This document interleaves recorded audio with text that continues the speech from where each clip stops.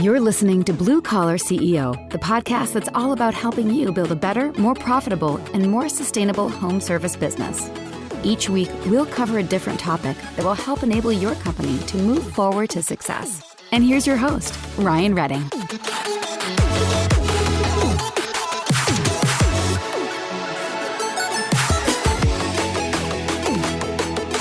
What is up, Blue Collar CEOs? It is Ryan, and it is fantastic to be with you today. Hey, real quick, before we get into our conversation, which is a good one, it's a doozy. If you haven't yet, please take a second, leave us a review wherever you're listening to this show. Your review really helps us find more people, gets more reach, like all those things. I look at each and every one of the reviews that come in just to make sure that we're always giving you information that's helpful for you to build a better, smarter, more sustainable home service business. If you can just take 5 seconds, leave a review wherever you're listening, it would make me have all the warm fuzzies. And that's a cool thing. So thank you in advance. I'm getting ready to introduce you to Jaime DiDomenico. You might not know this name, but this guy took a home service business from 2 million to 40 million in what is now a very, very competitive market. He's going to talk a lot about market domination. One of the things that he says that jumps out to me is that people spend way too much time trying to sell to customers, not help their customers. And I think there's a lot that we're going to learn from this. Let's get going. All right. I have been looking forward to having this conversation with you. I feel like we've tried a couple times to connect, and scheduling and technology and everything just kind of went to poop. But I'm really glad that everything's working today. But I guess before we hop on in, there's probably some people who might not yet know who you are. So let's just start there. Who are you and what do you do? I'm Jaime DiDomenico. I've been in the home services business since 1981. So please don't do the math, but I'm a little older. And I've worked for companies, started in accounting.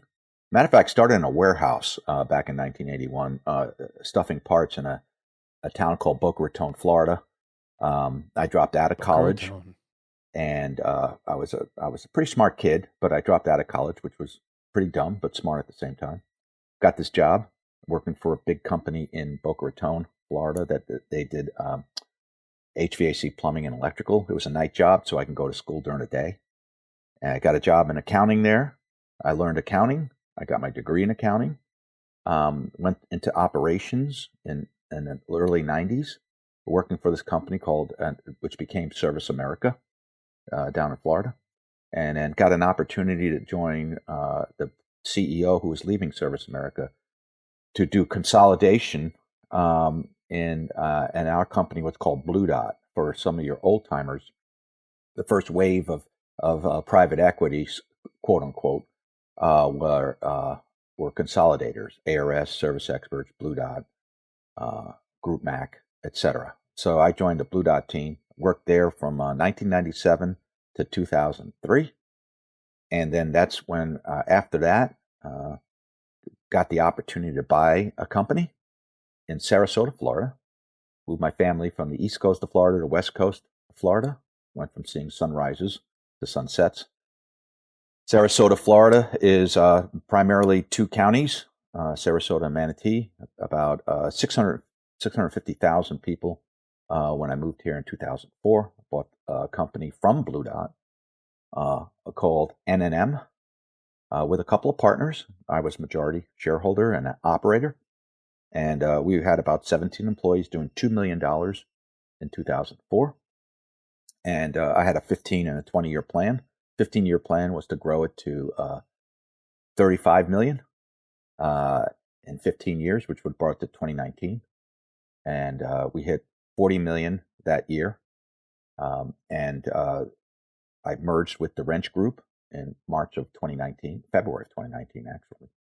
March 1st of 2019, but closed on February 28th. And hit my goal. And I've been with the Wrench Group for 4 years, first running the company, then running a region. And now I'm in business development, really just industry relations. And company is now doing 70 million from where I sold it. That's insane. Yeah. I mean, congrats on all the success, because I think for some people to go, I mean, look, to go from 2 mil to 10 mil for a lot of people, that's a massive growth, right? And like for any percentage of change, Yes. that's significant. But to go from 2 to 40 is truly remarkable. And the fact that after exiting, the wrench group was able to continue to optimize and refine ops so Yep. that it could continue to grow to 70 mil. It's incredible. And that's laudable on all fronts. Yeah. Yep. I'm when I bought this company, and so I had at that time I was about 23 years in the business, if you think about it. And I tell young entrepreneurs this because they're in their early 30s. They got a decent sized company, and they feel like they're going backwards. And I said, well, how do you figure that? Because honestly, I didn't buy my first little dinky company until I was 43 years old. I was already 23 years in the industry, and I was trying to find my way.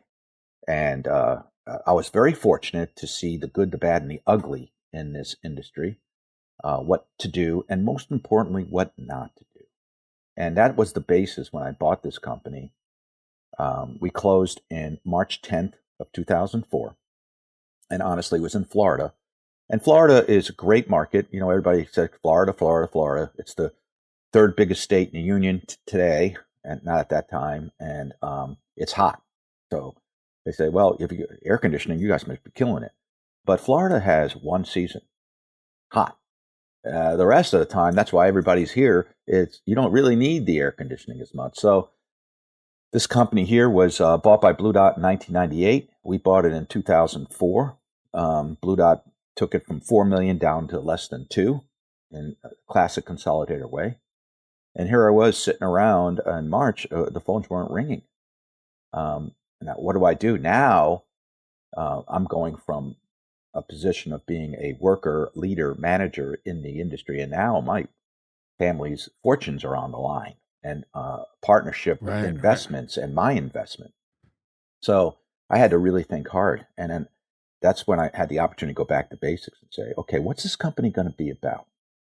And that's what a lot of people miss. They don't formulate a mission and a set of values for the company. It's so true that you say that. And even I think a lot of people like fast forward over those things because they, for a lot of people, if they're used to turning wrenches, they just think like, I just need to turn more wrenches. Yes. Just turn more wrenches. Yes. Just turn more wrenches.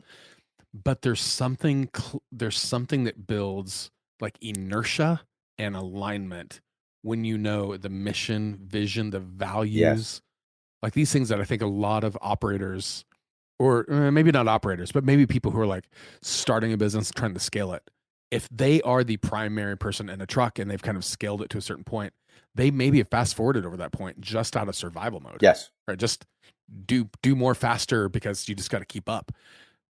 But at some point, like you did, it's really advantageous to kind of stop, take a step back, and do the soul searching. And that the mission, vision, values, that's usually not a fun process. That's usually like really laborious. It's really exhausting to do it well, right? Because you're not just like throwing stuff on a t-shirt or a business card.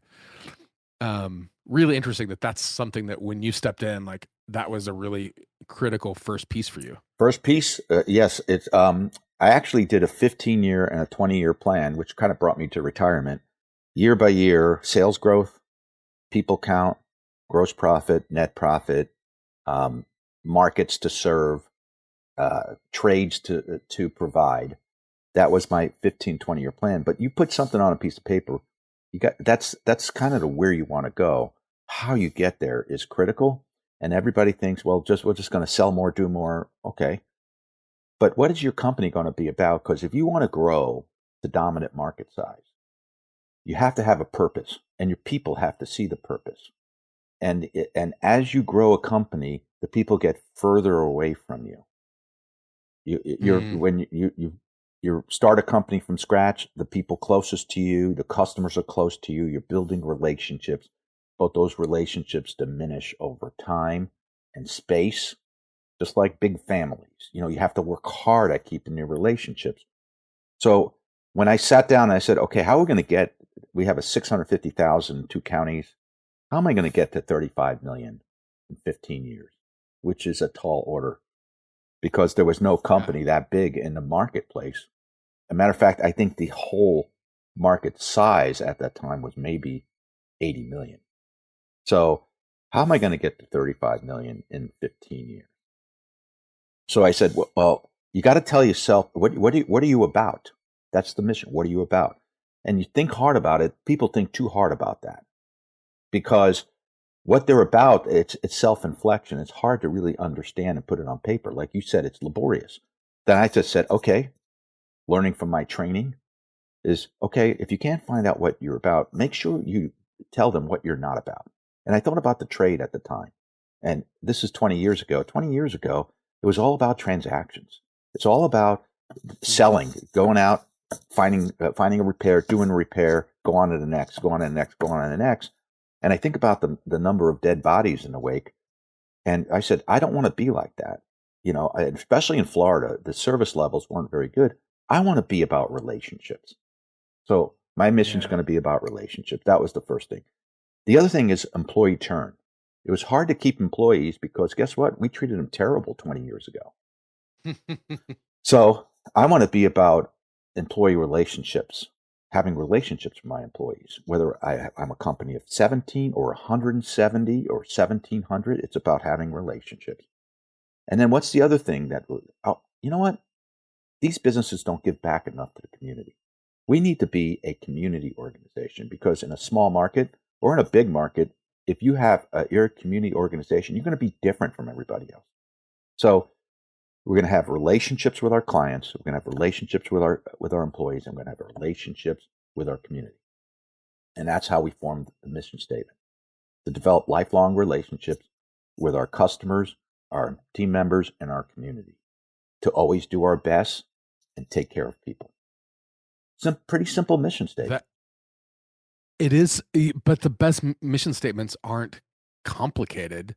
They are simple. Now, they require a lot of discipline, right? To execute that statement well requires a lot of self-discipline, because it requires you saying no to things too. Yeah. Right? Yes. But it also clarifies the things that you will prioritize and the things that you will fight over. I'm also curious, like one of the things that you said too, and not to jump too far ahead, but when you're in a market, so in your case, your market was 2 counties, about 80 million is kind of what you imagined that at the time. It's probably 50% bigger now. Yeah, everything in Florida is like swelling, it seems like. How I feel like a lot of people struggle with the idea of standing out from the crowd, because I think a lot of people, I was just thinking about this yesterday. It's this idea of like, they see all these people on Facebook doing X, Y, or Z. So what do they want to do? X, Y, or Z. Yes.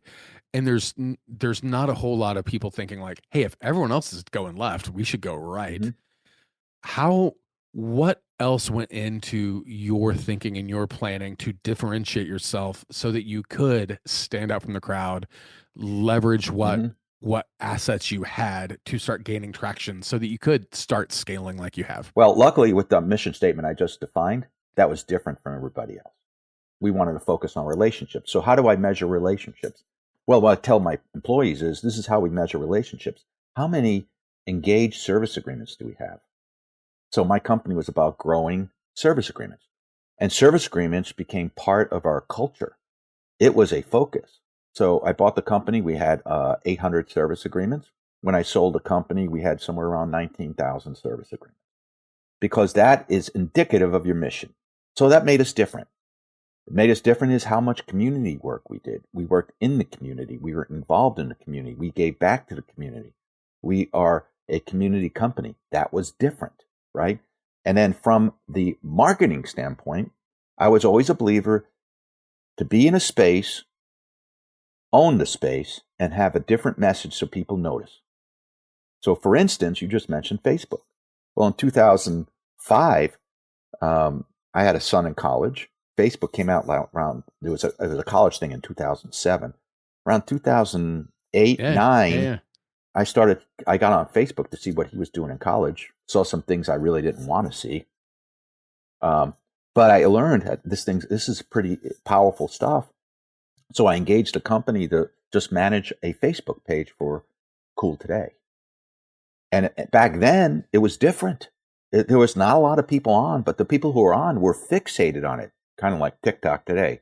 But people were Yeah, fixated totally. on Facebook. And I said, if we're there, they're going to notice us. And we're not going to get on there to sell them anything. We're going to get on there to show them the company, what we're about, which is our mission, about relationships, what makes us different. Now, if I remember right, that was before Facebook actually supported brands, right? They had a company page. You were allowed to, but you didn't have to market anything because everybody saw your company page. You pushed likes on there, right? You were allowed to push likes. So today, your thumbs ups. Yes. So today we have 29,000 likes on our Facebook page. Holy crap! And it started out, in 2009. But we were at. I have Facebook posts going back on our page. We're 2012. We were at 10,000. 2015, we were at 15,000 likes. 2018, I think we broke 20,000. And then they changed the algorithm, so they basically drop people off all the time. So you can't really grow Facebook like that. So as Facebook developed its business model, it made it tougher for everybody, but everybody wanted to go in because they saw it as an opportunity to reach people in a different way. That's your question. That's the answer to your question. That's one example. Another example is community-based marketing. Pick what something you're passionate about. Okay, and here's a warning on missions. Don't make something up that you don't believe in. You have to have a mission that you personally support as the leader and your people can engage with. So if you say I'm about relationships and you're really not good at that, and I'm not knocking people there are some people who are a lot of fun to be around, but they don't really establish relationships. They engage with a lot of people, right? But if you're not about relationships, don't make that your mission. Make something else your mission, right? Make something that you're proud of your mission, that you want your company to be about, that what you're about. So we did partnerships with the Boys and Girls Club. We did partnerships, and these were sacrificial partnerships. They weren't like, okay, we're going to give you this and you're going to promote my company. No, we actually dedicated time, money, and resources to the Boys and Girls Club. And we became the company that known to support. And I personally engage with that. I've been on the board. So we became a community organization. With our service agreements, we made service agreements a key metric.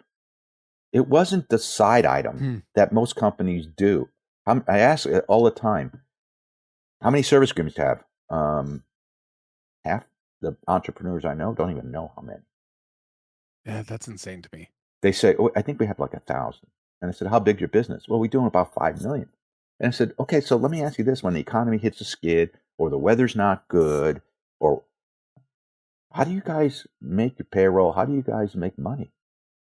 They said, it's really tough because they don't have a base of customers, that loyal customers. I asked them, how many customers do you have? Oh, I have 8,000 in my customer base. And you have 8,000.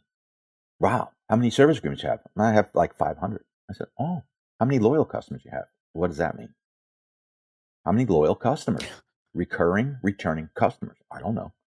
I said, I guarantee you those 8,000 customers, they tested you, they moved, they didn't like you, whatever. They didn't need you. They only call you when they need you. Is that the only time you want to service their property? Only when they need you? So that's why growing service agreements, I felt, was the key. And in Florida, the nice thing is we were able to sell units in January when it's 65 degrees outside.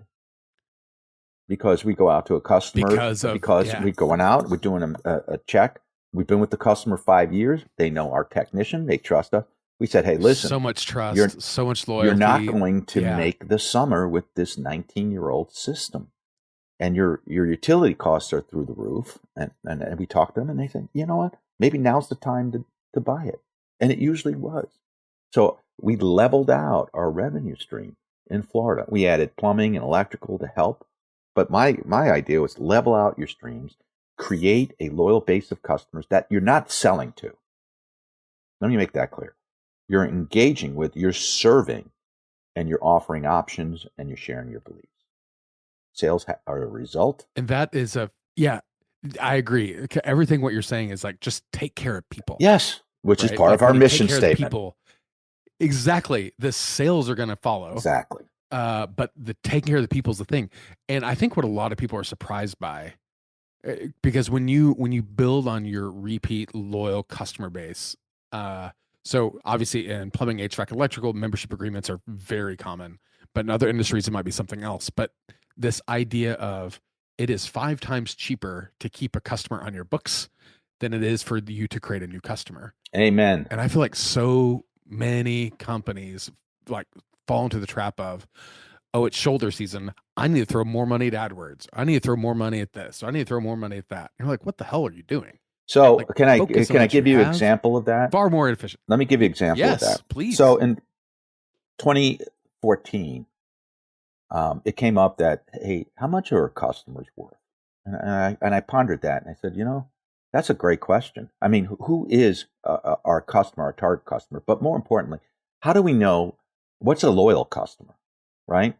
So I ran an analysis, and I took the 2012, 2013, 2014, all my transactions with all the customers, and I ran them through this database modeling. I hired somebody that just ran these things through these mathematical formulas, and I asked them, tell me the customers that have been agreement customers for 3 years, lagging, customers who've been a customer 1 year, and customers with no agreement.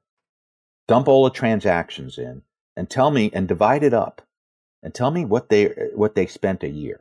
So I figured that's a great way to look at it. Yeah. The transactional customers were about their average revenue spend per year was $658, and at the time we were doing all 3 trades. The 1 year agreement customer, what do you think that was? Oh, see, now I can make an argument for either higher or lower. Yeah. I'm going to say I'll give you the $690. Okay. $690. Okay. So a tick higher than the transactional. Yeah. Customer. Customers who've had an agreement for 3 years, what do you think their average spend was? Now this number to me seems much higher. 1,600. I'm going to say double at least. Almost triple. About 2.5 times. $1,640. Now this was between 2012 and 2014, 3 full calendar years, and looking back 3 years. So the 2012 customer, we look back 3 years. The 2013 customer, we look back 3 years, and the 2014 customer, we look back 3 years. So in that time period, and I think it was a really good sampling of, say, if you have an agreement, it is not a relational customer until you've been through 2 renewal periods or 3 years if you're doing monthly. Why do you think that is? Why? It's not. They become a relational customer. Everybody look at the agreements. Say, look at all these agreements I have. Well, what's your churn rate? What's the churn rate? Well, if you're churning 80%, you're selling a whole bunch of new agreements, that is not a relational customer. That is an agreement in form, but in function, it's not a relational customer. The thing that's interesting about what you're saying, it's the difference between a transaction and an emotion, right? When you do a transaction, it's a one-time and it's done. So to your point, there's probably a whole hell of a lot of people that buy a membership agreement for 1 year and then walk, right? Like, I didn't need it, whatever. It's just a transaction. It was an add-on offer, no big deal. But when people have, a lot of companies forget that people are emotional beings who sometimes think.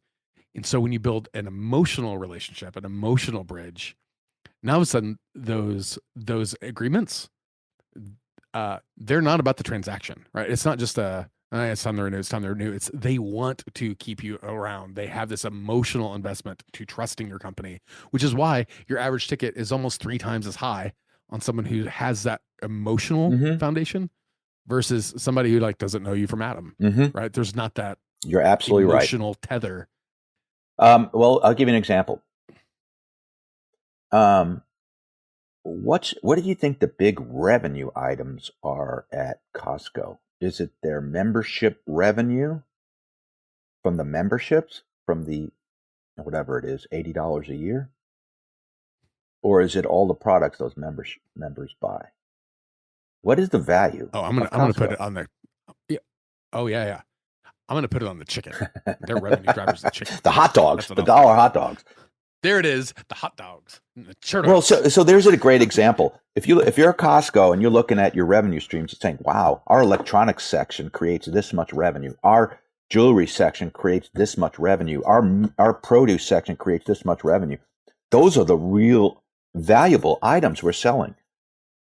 But our memberships revenue purely for the membership is only 4% of our total revenue as a company.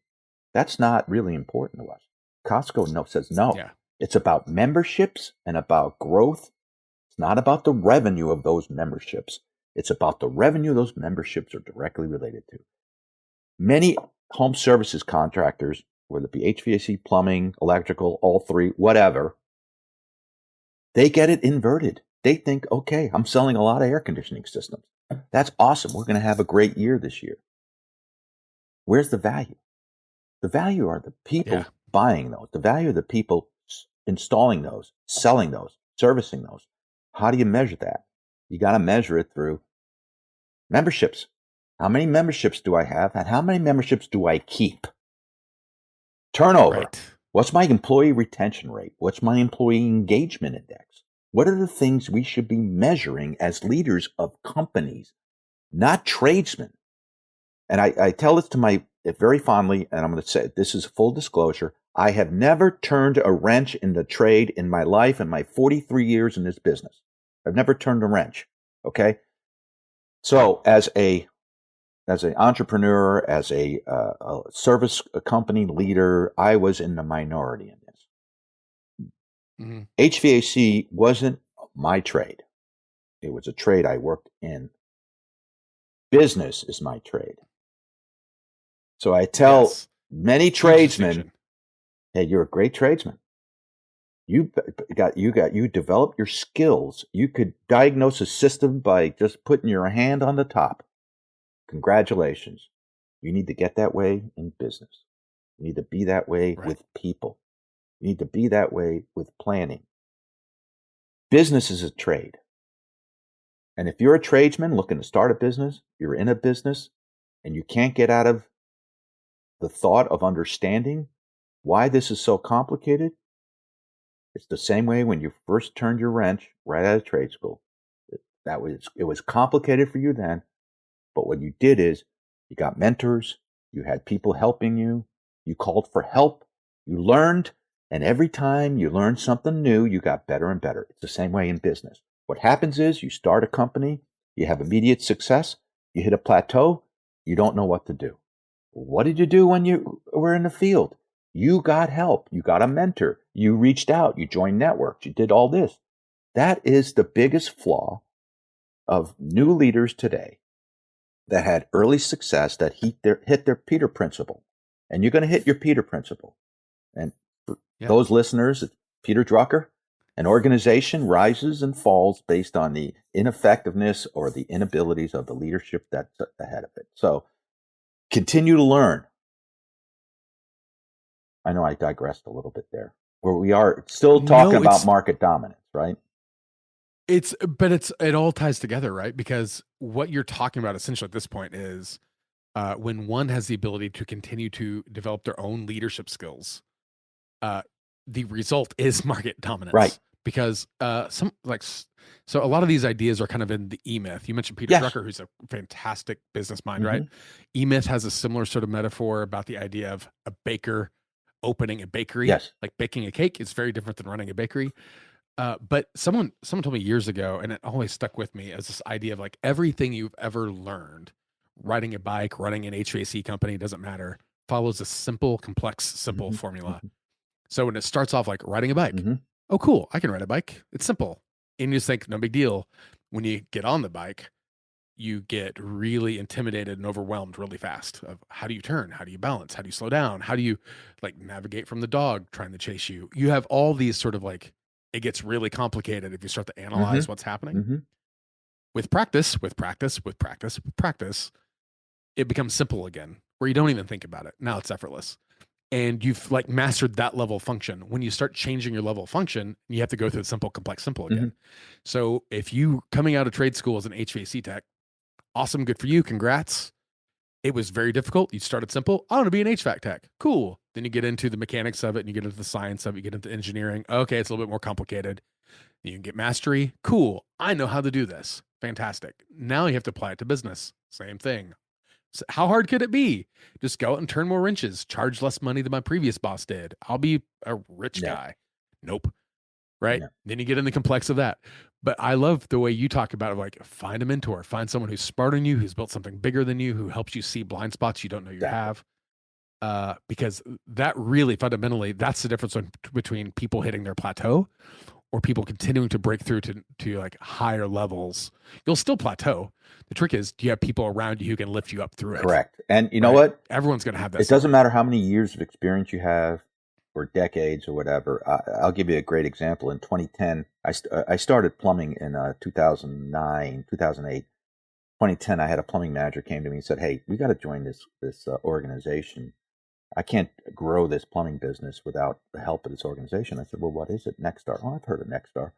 I said, what are they going to teach that you or I can't teach the field?" He says, "Well, we don't really spend any time teaching. We just tell, and then we move on. If people need to learn, they need to be taught by professionals." So I went to a Nexstar event in St. Pete in 2010, and I had to write a check to join, but I joined and saying, "Okay, I'm going to have faith that they're going to help my company." So in 2010, I think we were doing. We finished 2010 at 16 million. I bought it at 2 in 2004. We were doing 16 million 2010. I really thought I was the shit. I mean, I thought I had it. I had this thing. Well, then 2011, they took something away called all the federal rebates that they had in 2009, 2010. And my install department went from 13 million down to 8 in 1 year. Okay. And in revenue. And I don't care how lean you run, that's a big chunk of, but my overall revenue, so that was a $5 million drop, but my overall revenue only went down 3 million because my service revenue went up because we joined Nexstar, we started training our techs, average ticket started going up. So our service revenue started to rise, which helped, right? And then we really started growing our service agreements. So what used to be 65-70% of our revenue, which was HVAC replacement, started to turn, and over the next 5 years became 45% and 40%, which is not a bad thing, by the way. It just means you're growing everything else more, and you're taking risk out of the business, and you're creating predictable revenue streams. That's the value in the business. Now, there's lots of values in the business. EBITDA is the discussion, right? What your business worth is some multiple of EBITDA. But if your business is a one-trick pony, they're going to discount that multiple because they know it's not a repeatable model. You have to have a repeatable model. So, getting back to market dominance, you have to be different. You have to do different. You have to make sure you take care of people. You have to have a mission and values. We did have values. There are spirit values. The mission, I always said, that's the what, and that's our why. Our values is our how. When you're out there working, you have to know, okay, I got this situation with this customer. We screwed up. I can make it go away by not doing it. No, you do what's right. That's integrity in our spirit values, right? We did not perform, which is performance, the P in spirit values. You do the right thing, integrity. I don't care what it costs the customer. You take care of that customer, which is in our mission statement. You take care of the customer and make sure you're reestablishing the relationship.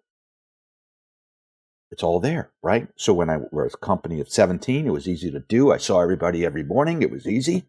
Became a company of 170, not so easy, right? So you have to have the mission and your values set. And then you grow your business and you follow those mission and values and you preach those mission and values. You are the leader. You are the culture leader. You drive it. Okay. And over time, you wear less hats.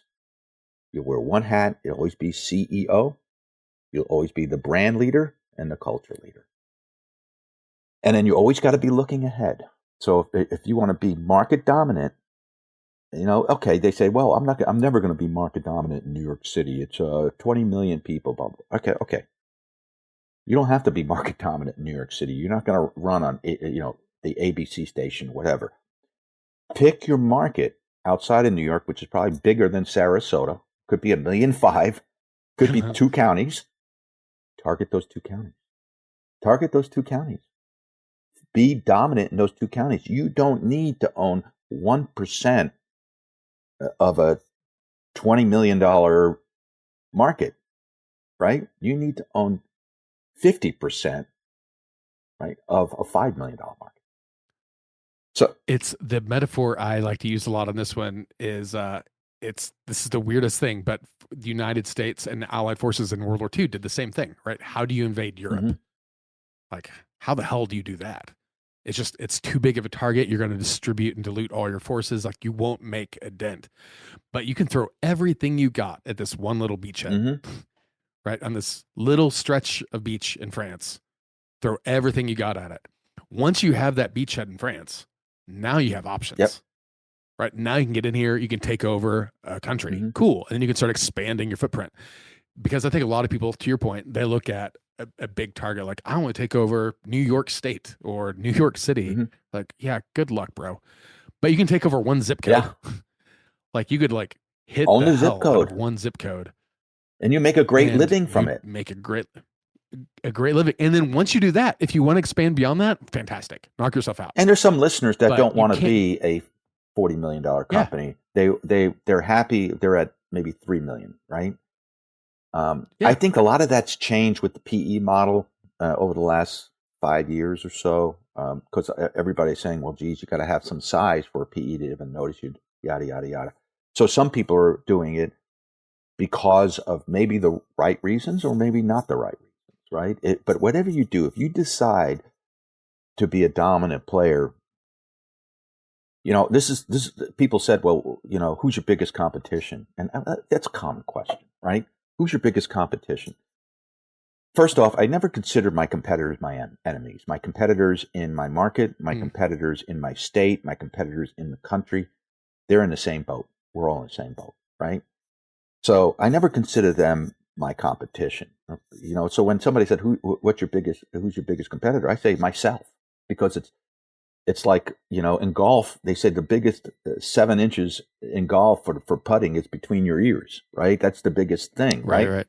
So it was always getting better than the last year. And it was always being better and making sure we're following our mission and our values. Everything went back to that. So that's what I always worked on and built on as a leader. I had aspirations, right? I bought a company. I wanted to grow it to 35 million. Everybody thought I was crazy, but those were my aspirations. And I built a plan around that. And I had my guidelines, my mission and my values. Okay. So for some people, they're not looking to do that. But if you're going to do that, you're going to have to do things differently. You can't use what got you there to get you there. Yeah. Yeah. What you're saying, I think the biggest stressor I have right now with this conversation is you're dropping so many nuggets so quickly, so efficiently that I think each one of those could honestly be unpacked into its own conversation, right? Because, like the comment you just made, what you did to get here isn't going to get you there, right? It got you here. Like, ta-da, it worked. Congrats. You need something else to get you there. Right. And you keep circling back to mission, vision, values, the relationships. I mean, it's clear and it's obvious how not only your passion for building relationships and building your community has been has directly resulted in the success of your business, but also how just it bleeds in everything you do. And it's like there's no like, well, this is a work hat and this is a personal hat. It's clear that it's just very ambiguous where one starts and one stops, right. Which is probably why it's so powerful, right? Because it's not a show. It's not a rote thing that you wear on a t-shirt or you paint on a wall. Like, it's just in your bones. Yes. And it's clearly been very, very effective for you and your entire career. I'm curious, Jaime, if somebody wanted to reach out to you, pick your brain, schedule a visit down to visit you in Florida because the weather there is better than it is most places in the U.S., how might somebody reach out to you? My email address is Jaime, Jaime, spelled like Jaime, at cooltoday.com. That's my work email address. And my personal email address is cooltodayman at outlook.com. Notice the commonality. Outlook.com. That's my personal email. Outlook.com. Yes, cooltodayman. Well, I don't know. That's like a step up above AOL, I guess. Outlook.com. Well, I kind of kept the whole Microsoft thing and connected. You could reach me out that way. I'm on social media as well. Under my name, Jaime DiDomenico, and you can Google me. I'm out there.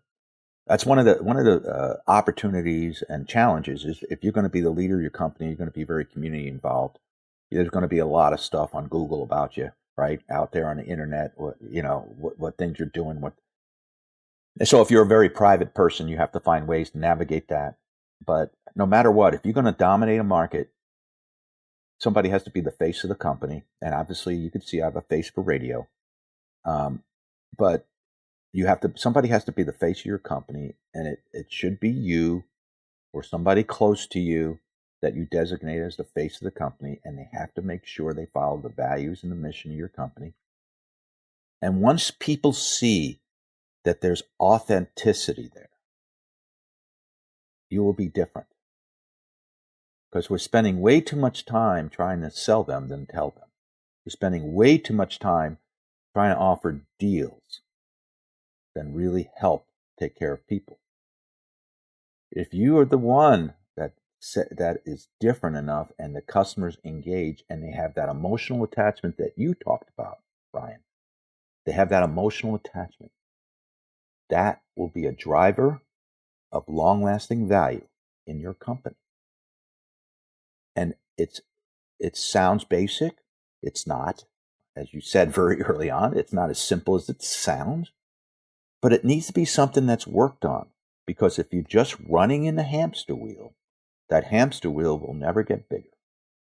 You have to get outside the hamster wheel. You have to take a look at your hamster cage and say, how do I make this hamster cage bigger with 20 hamster wheels? Right? With 30 hamsters that are rotating in. That's the way you have to think. And in order to get there, the only thing that's in the way is you. The only thing. There's nothing that a $40 million company has to offer a customer that a $5 million company can't have. You could buy the same equipment. You get the same software.